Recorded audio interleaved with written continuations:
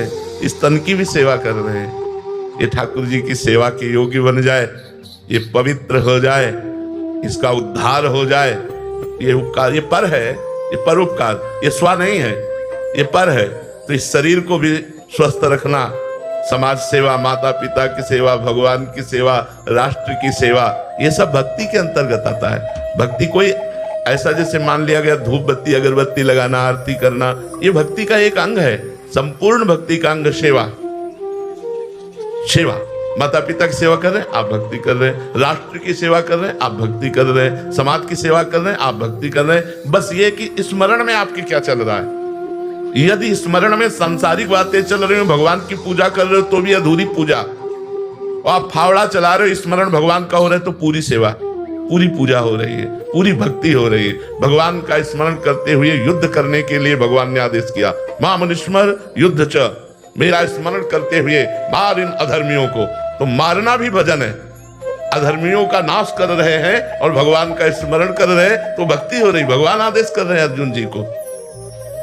हम लोग भजन को केवल समझते हैं एकांत में बैठकर माला चलाना या आरती पूजा करना, ये भजन का एक अंग है, संपूर्ण भजन का अंग है। समाज की सेवा, राष्ट्र की सेवा, सबकी सेवा करते हुए भगवान का स्मरण करना। समझ रहे ना आप? अर्जुन सिंह जी शामली से। श्री हरिवंश महाराज जी, गुरुदेव, क्या प्रेम साधना से उत्पन्न होता है या प्रेम से ही साधना जन्म लेती है? वैसे हम आपको बताएं, प्रेम कृपा से उत्पन्न होता है, साधना से भी नहीं। प्रेम कृपा से उत्पन्न होता है। यह गुण साधन ते नहीं हुई, तुम्हारी कृपा पाओ कोई कोई। कोई बिरला ही भगवान का प्रेमी होता है। वो बिरला, भगवान कौन से गुण पर रीझ कर, दयानिधि कौन से गुण पर रीझ कर उसे अपना प्रेम दे दे, ये साधना से नहीं हो सकता, ये तपस्या से नहीं हो सकता। तप का फल तप लोक है, साधना का फल ब्रह्मलोक तक है। और आप अच्छी भक्ति करें तो आपको वैकुंठ भी मिल जाएगा। लेकिन प्रेम, भगवान के प्रेम में अशुभ प्रवाह करते हुए जगत का विस्मरण कर लिया, ये प्रेम तो केवल भगवान की कृपा से मिलता है, दूसरा कोई उपाय नहीं।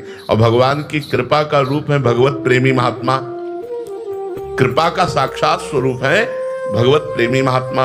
यदि भगवत प्रेमी महात्माओं का संग न हो तो प्रेम हो ही नहीं सकता। रे मन रसिकन संग बिन रंचन उपजय प्रेम। रसिक कहते हैं भगवत प्रेमी महात्मा को।